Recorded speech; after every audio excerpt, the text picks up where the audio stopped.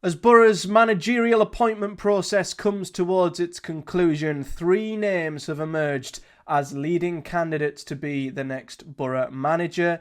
You've got Danny Rohl, Steve Cooper and Rob Edwards. So let's take a look at all 3 and then take a punt at who we think is going to be the next Boro manager.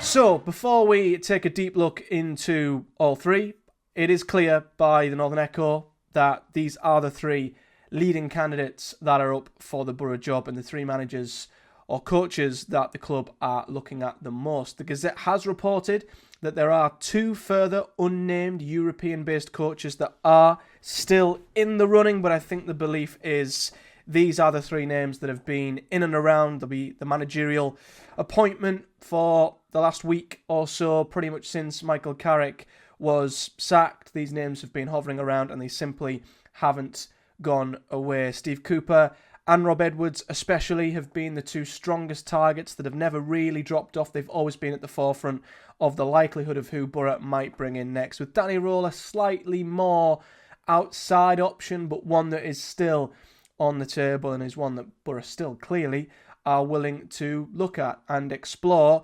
Other names that have been reported have been squashed. Links to the likes of Steven Gerrard and Marty Cifuentes have been squashed by the local journalists. That seems like it was nothing but agent talk, and the betting odds meant basically absolutely nothing, and it seems like it's reported that there's no truth in either of them rumours, and neither were ever in contention for the Boro job. So let's take a look then individually at each manager, what they've done, what they can bring, starting with Steve Cooper. Now, Steve Cooper isn't the sexy name that you would probably want as a football fan nowadays. In a day and age where, young up-and-coming coaches who play really good football is the trendy thing to do right now, you can see why Steve Cooper is probably not the most fashionable choice for any football club. But we've just came off the back of a spell where we had an upcoming coach playing really good football, and it got us absolutely nowhere. And to be fair, we didn't even play good football for the majority of last season and the season before. Plus, the issues that Boro have had are massively around the defence, and obviously the balance between a good attack and a good defence is the key to a team being successful, and you've got to sacrifice some of that attacking ability to solid up your side. So even if Steve Cooper isn't maybe as known for playing a glamorous style of football, I do feel like he would definitely solid us and sure us up at the back. So I think it would be a worthy thing to sacrifice if it meant that Boro stopped conceding goals. So him not being a manager who plays an attractive style of play, I don't think bothers me at all. I'm over the idea of needing a manager who plays nice football. I just want to see my team win most weeks, if I'm honest. And I think Steve Cooper could certainly be the man who could deliver that. Now, he's got a number of really good traits, as well as his managerial resume. He has worked throughout the England youth setup and is known very well and is highly regarded for working well with young players and developing young players. And with Boro having a top academy at not only this level, but you could say in the whole of the country, getting the best out of that academy, nurturing the young players, bringing them in and improving them, I think could be a really, really good asset for Boro to have in a manager. So he's really, really good at bringing youth players and bringing and developing young players on. He's also worked with huge squads in the past and seems like he is quite an adaptable coach in terms of coming into a club and making the most out of what he's got. We will get onto his managerial achievements shortly, but he did, of course, manage Nottingham Forest through a time where the turnover of players they had there was absolutely ridiculous. So he's also quite good at just managing a squad, managing the players coming in and out of a football club. And then looking at his resume, it's not bad. He took Swansea City to the playoff final in 2021. They might have lost out to Brentford, I think, but it was a great achievement getting them there.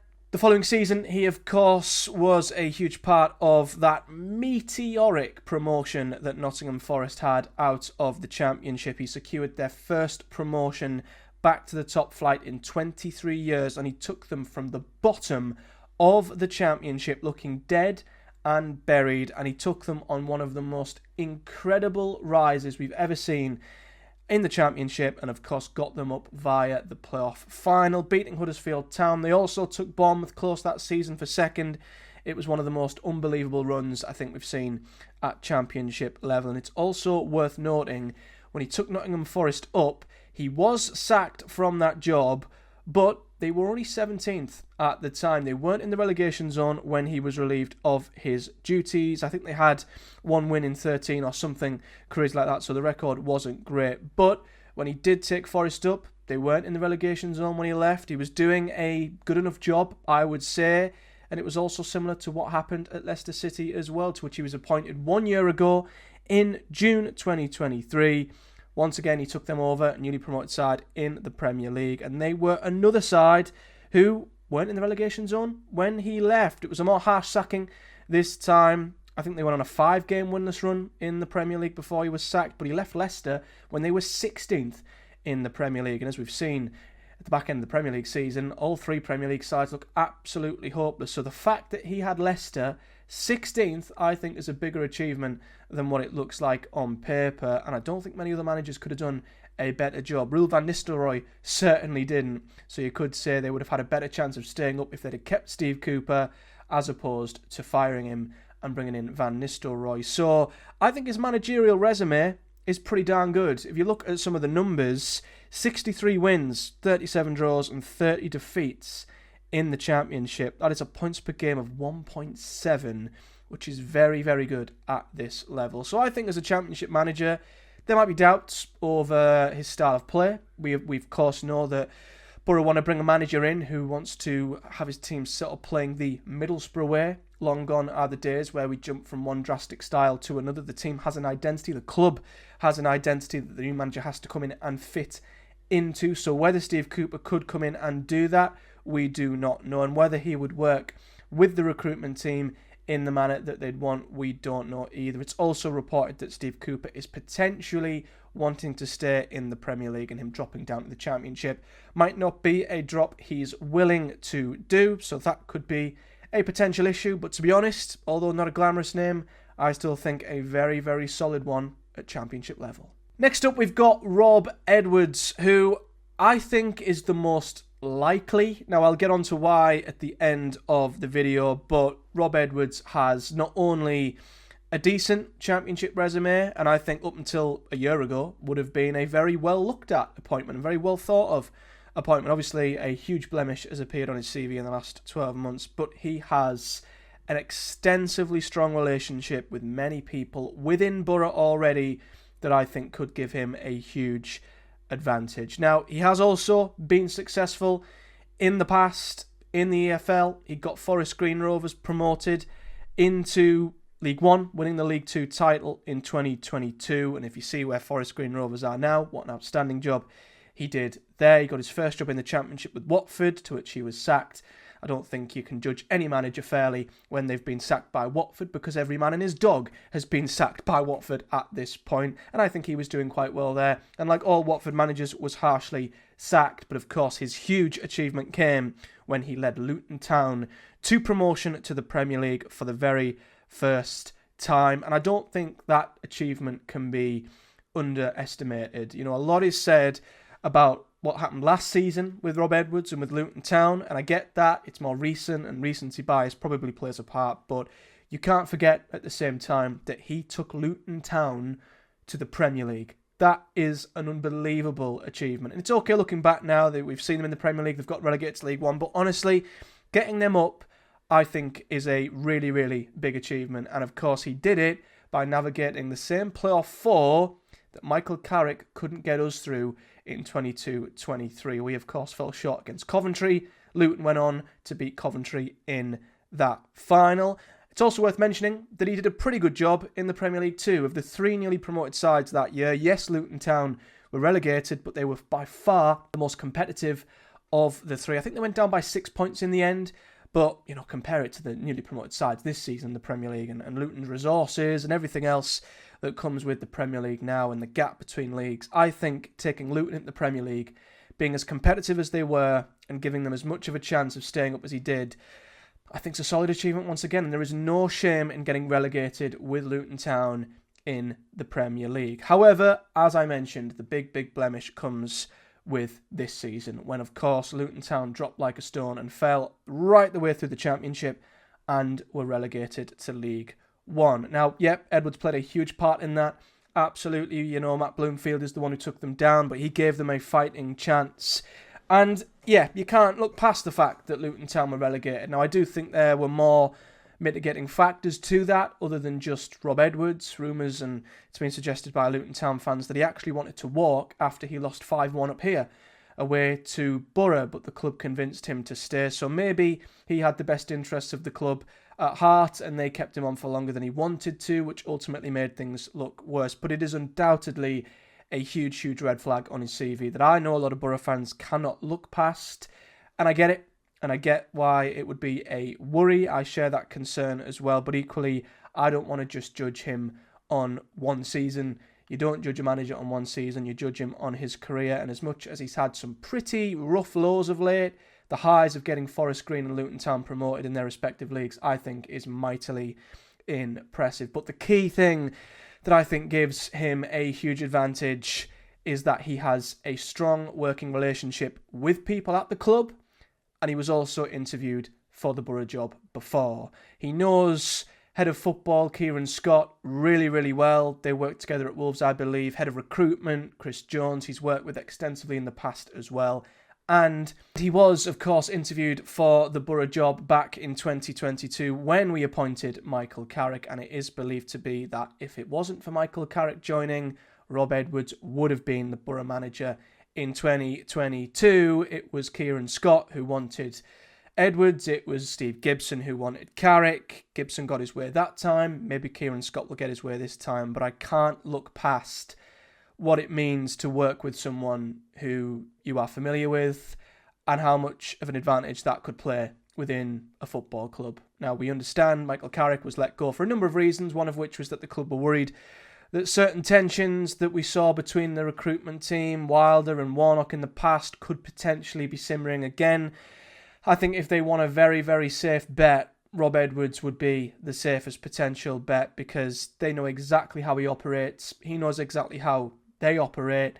And I think if they want a seamless transition and bringing in a head coach who can literally get to work straight away and know exactly how the people around him work and operate, they would look nowhere else other than Rob Edwards, if I'm absolutely honest. And especially when Boro have got a transfer window to come, a pre-season to get on with, and players to bring in. I think if they want to get things up and running as quickly as possible, I think head of football Kieran Scott will very much be pushing to get Rob Edwards through the door. And that's why I think he is by far the most likely. Interviewed before, so clearly they thought he was a good fit for the model and the way that the club want to operate in 2022.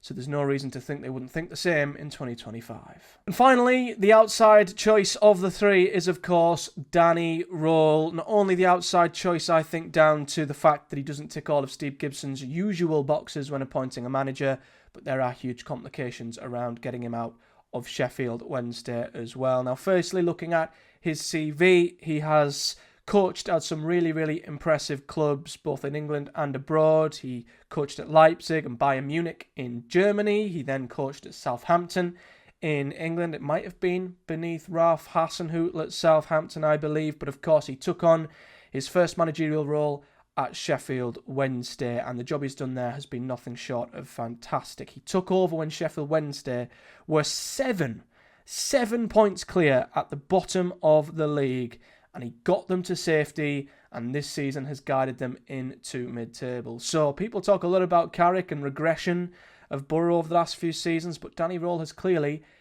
kept getting the Sheffield Wednesday side to progress season on season amidst some of the craziest off-the-field circumstances I think you'll ever see at any club. I think anyone who can succeed under Dijon Transiri is a miracle worker, to be honest with you, and the job he's done on the field at Sheffield Wednesday, given what's happening off it, is nothing short of fantastic. I think also looking at how he plays football, looking how clever he is, looking how tactically aware he is, seeing how good he is with his in-game management. We've been schooled by him on a number of occasions this season, and I feel like he would be a very shrewd appointment. There's a reason why he's in such high demand, and I think, quite honestly, I don't think we'll ever have a better chance of bringing in Danny Rohl other than now. If we don't bring him in, he'll probably go to the Bundesliga. He'll probably do really well in Germany. His stock will rise, and I don't think he'll ever manage a championship level ever again, and the chance to bring him in will be gone. So I think if you want him, you've got to strike now.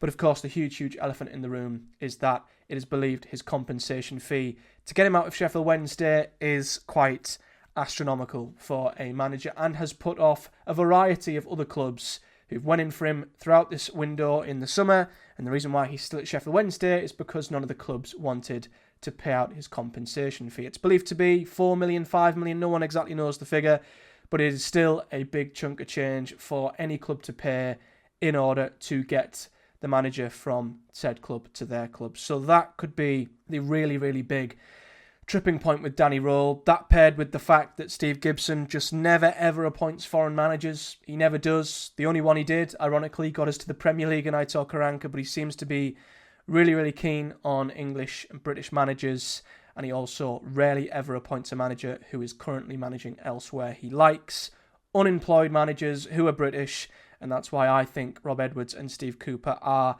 a streak ahead of Danny Rohl at the moment in terms of who is the most likely. So, of the three, who do I think will get the job? As much as I'd love Danny Rohl, he would probably be my choice. I just can't see it. I can't see Gibson paying out the compensation.